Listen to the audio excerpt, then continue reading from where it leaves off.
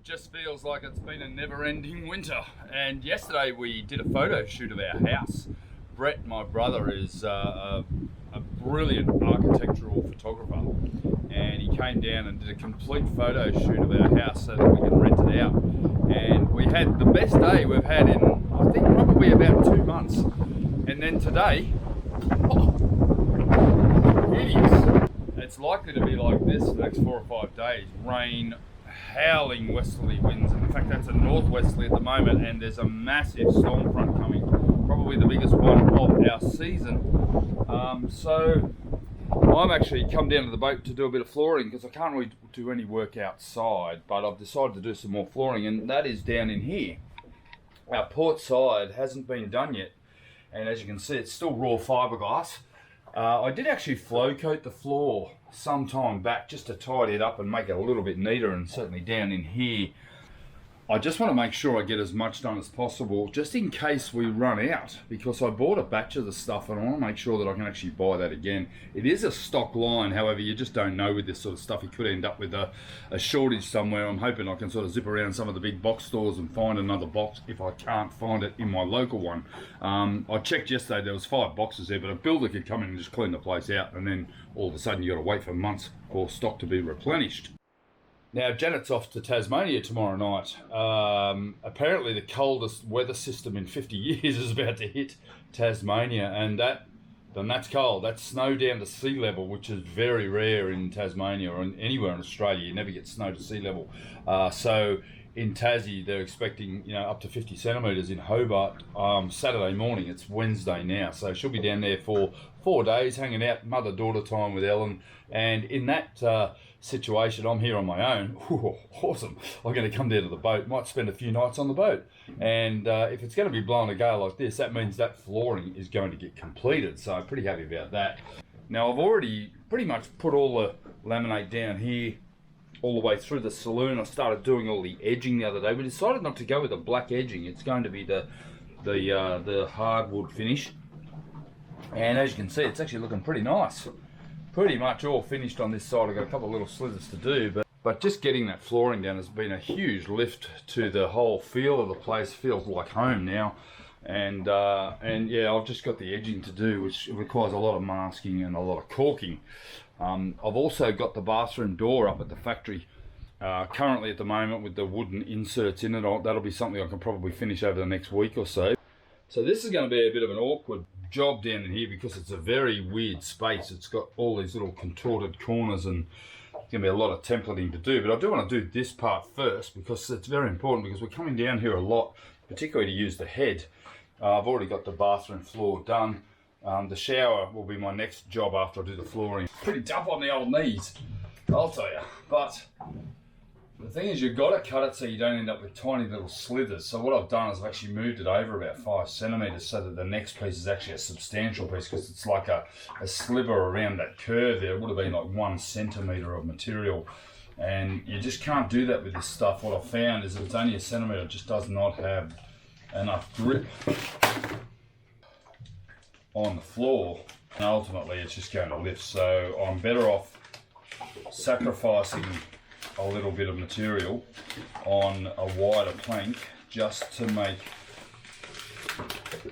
the next piece work better.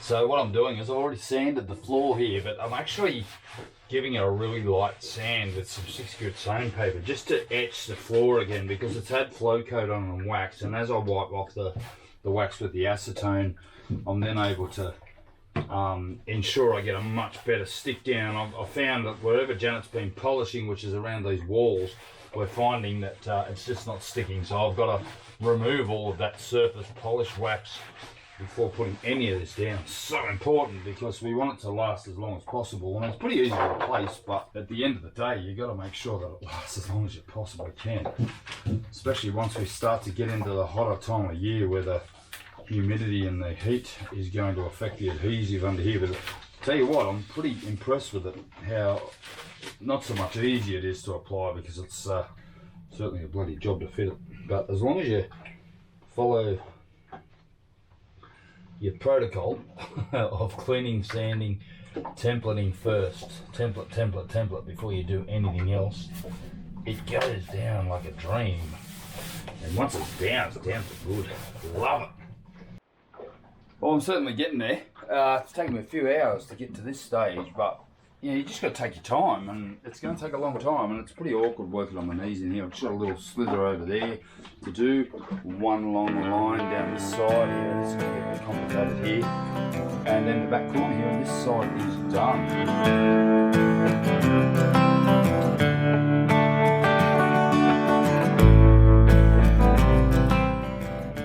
I took Janet up to Sydney yesterday, and she's flown down to Tasmania for the weekend to catch up with Ellen and Zach.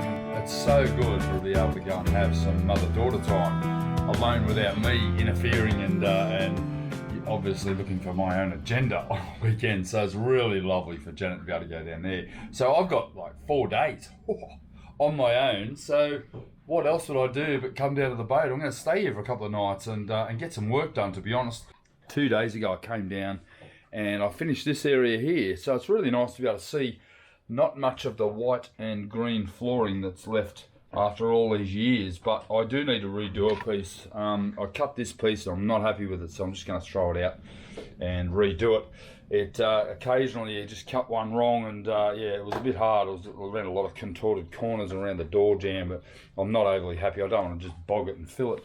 But today, I'm going to start down in there. I went and bought another box from the hardware store the other day, and I'm going to be able to finish this. It might be easier if I start right down at this end and work my way forward and using the hatches as my square, because I certainly can't rely on the bulkhead down there being square. I know this one's square, our main bulkhead, but if I use the hatches, it'll actually look congruent all the way through.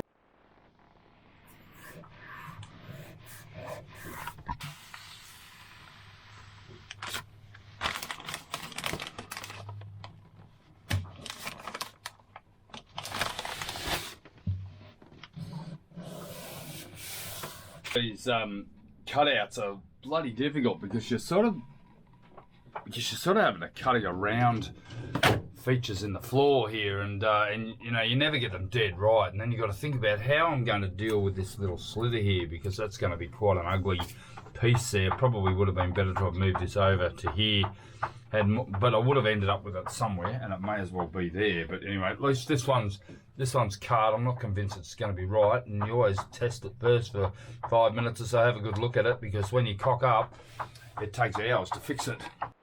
Okay, that's the end of 2 days on the boat. In fact, I stayed overnight. It's pretty bloody cold. We had last night at 3 a.m, 58 knots. The westerly hitting the boat from here. Bit of a sleepless night, not quite used to it yet. And the problem is, if I was on an anchor, I'd be swinging. But the issue with being on a mooring is the boat will shift 6 feet and then it'll just go dunk. It'll stop and then it'll come back and it'll swing 6 feet a different way, dunk. And that is quite an odd sensation, and certainly not a very nice sensation when there's high winds. It's just heaven down here when there's no wind, because the boat just jostles around in the current. But yeah, so what have I got to show for it? Well, you'd think I would have done a ton of stuff in that time, but the flooring's finished. All I have to do now is do all of the edging. I actually got in and finished the entire boat, including underneath the desk here under the nav station, and down here in the portside cabin. I redid a couple of pieces I wasn't too happy with, and that is now totally complete all the way through, so pretty happy to have that all done. I did a little bit of plumbing. I started to rig the shower, because we're going to be needing a shower in about 3 weeks time, or actually about 5 weeks now, because Jen and I are going to have a couple of weeks break. We're just going to take off and have a bit of a holiday, because it's been pretty full on before we actually move onto the boat to head off cruising.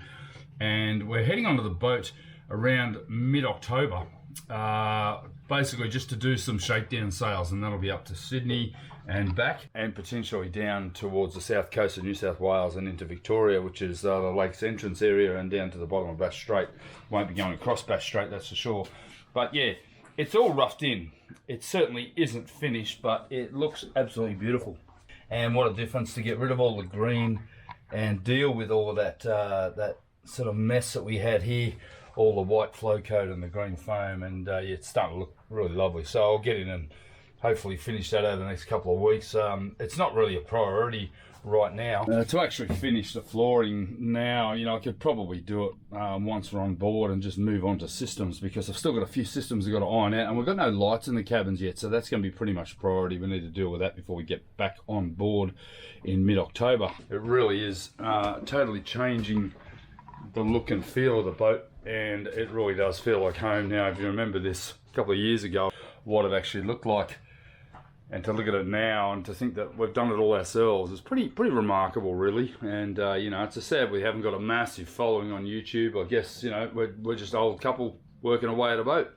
And I think the ones that have built the boats from scratch, Leo, Steve on Acorn to Arabella, and myself, a couple of others, you know, those guys have done very well, because the wooden boat fraternity is just huge. But to build a composite boat like this is equally as good a challenge, I think.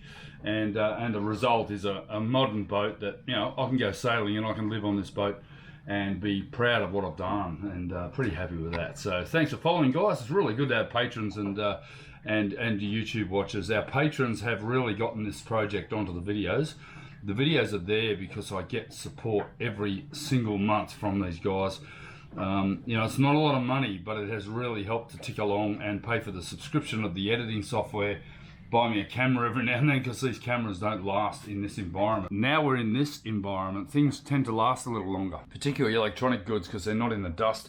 We have no more dust. I mean, I vacuumed the boat, and I know when I come down tomorrow or the day after, it's going to be just as clean as it was the day I left. Now, up in the factory at the moment, I have the freezer carcass. I've been working away on that, and that can come down and be plumbed into the compressor that's down the bottom here, down in that doorway there. And then obviously we can get that working as well, because we're going to need that if we're going to live on this permanently. That little fridge is not going to cope. I do have a big four-wheel drive fridge, but I don't really want it in the cockpit. That's just one of those things. I don't like having those large extra fridges out in the cockpit. It's just another thing to trip over, and it's another thing that's got to be lashed down, another thing to power. So not really ideal situation there. Nice to see we've got some plumbing. I mean, at least the plumbing works, everything works nice. A couple of days on the boat, it was really nice actually. I'm bloody tired because I didn't really stop working. I stopped for about an hour and a half last night, then went to bed, and then honestly I did not sleep. The whole thing got knocked around, but nice to be able to get rid of all that excess flooring I've had here, little slithers and everything I thought I might be able to use. I've done it, don't need it, and we got through the whole boat with about 5 packets of those, so around about 10 square meters of flooring. So say $600 to do the entire floor of the boat, which is just remarkable.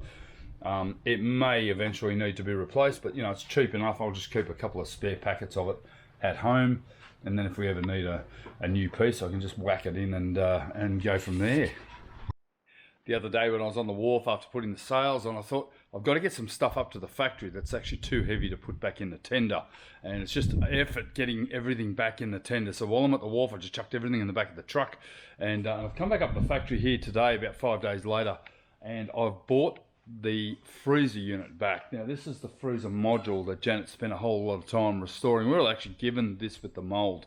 In fact, it's probably a touch heavier than I would like, but given it's such a heavy layer, it will actually enhance the thermal properties of it, but you also need to surround it in foam. Now I've looked into a lot of foams, and basically most freezer foam is around 35 to 50 kilos per cubic meter, and it's generally a polyurethane foam or an EVA foam or something like that. I just so happen to have tons of it laying around from my kayak manufacturing days, and this is probably some of the best foam. This is 85 kilos per cubic meter, so it's effectively a H85 in EVA, and it's going to be ideal. But what I've done is I've cut all the pieces to surround this box. It's 50 millimeters thick. It's going to be ideal for the thermal properties of this freezer unit, and I intend to wrap it in a aluminium sarking as well, like a self-adhesive insulation. But what I can do is I'll Sikaflex these on, get these glued on around the box here and totally insulate it, and then I'm going to basically seal up any gaps, because those gaps are where the coal will escape. There is also up in the bottom here, you can see down here, there's actually the facility for a drain. And I don't know about the idea of having a drain. I figure I can just sponge it out if I ever need to defrost it. I'm not really sure I want it draining down into the bilge, because wherever you've got a hole, you get cold will be lost into the bilge, and we don't want that unless you insulate the whole hose all the way down. And that is certainly an option, is to have a drain valve on the bottom. So I might think about that at a later date. But for now, I'll just get all these parts fitted to it, and that'll be that job done. I'll get it all glued in, get it all put down in place. I do need to put a bridge across here, some sort of fiberglass bridge. I'm sure it'll be just a piece of white polished fiberglass, because there's two separate doors, and obviously the heat won't escape because the thing basically sits upright and all the cold sits down in it, so the cold won't escape. It'll actually sit down, as is the physics of hot and cold. Or anyway, we'll get these parts fitted, and at least that'll deal with that. Now, I've actually a bit of a lost week this week. I've had Janet in hospital with some health issues, and yeah, basically it's and now I'm basically out here. I've spent a good day yesterday shaping the back end of this. I'm really happy with the way this is coming up. This is just an absolute cracker of a little tender, and it's going to look fantastic when I get it all finished and painted up and faired. And I'm really looking forward to seeing the results of how this performs with probably a 10 on it, I think. I don't want to put anything bigger than that. I'll need to be able to lift it. Obviously, with us moving onto the boat, we're going to have to be able to manage this potentially up onto the roof racks of the car. So, sort of ideal to keep the weight down as much as possible. There's going to be a lot of carbon in this, and this only has a 10mm transom at the moment. This has to be beefed up with multiple layers of glass and obviously H80 foam and obviously some carbon to wrap around the back here to strengthen it all up. But all of that can be done. The basis of the tender is certainly there.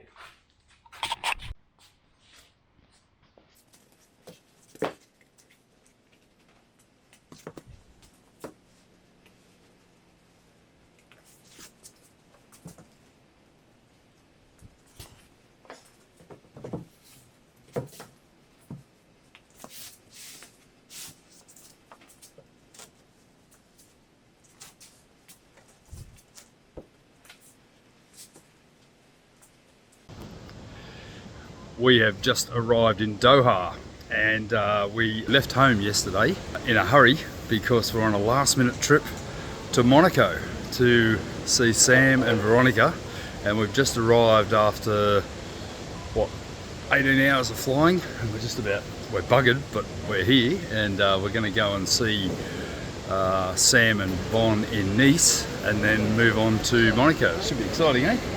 Yeah, it should be beautiful. We've got about 4 hours to kill here, and yeah, we're a bit knackered.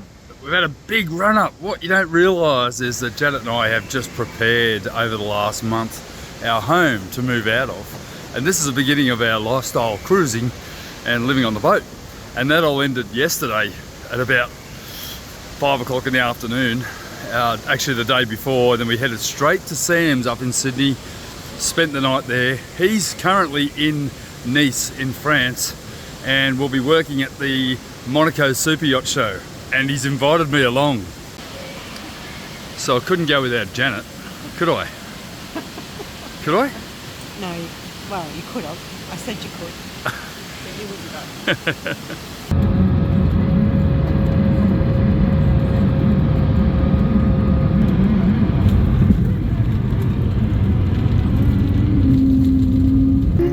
Regrettons le retard occasionné.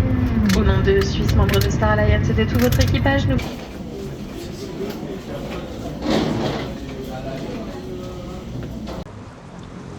So I get a phone call the other day, and at about 5 o'clock in the afternoon, and Sam had just come out of a meeting, and he said, "Dad, you got to come to Monaco with me." And I went, "Oh, I don't think I can do that, Sam. I've got too much on." He goes, "You've got to come to Monaco with me." And I said, "Oh, maybe. I'll only come if I can bring Janet." So here we are in Nice, having an absolute ball. And here's the team. We've hired some bikes. I have the sketchiest bike there is. But check this out. Nice. And Monaco is that way. heading there tomorrow. We're going tomorrow to the Monaco Yacht Show, which is even more exciting. We're going to see some yachts, and I may even hatch a plan for a new project. Who knows? I haven't discussed that with Janet yet, a new project. I think that might be a little bit too much, a $300 million super yacht. But anyway, we'll just see how we go. I've finished all the projects that I was assigned. I think it's time, don't you think?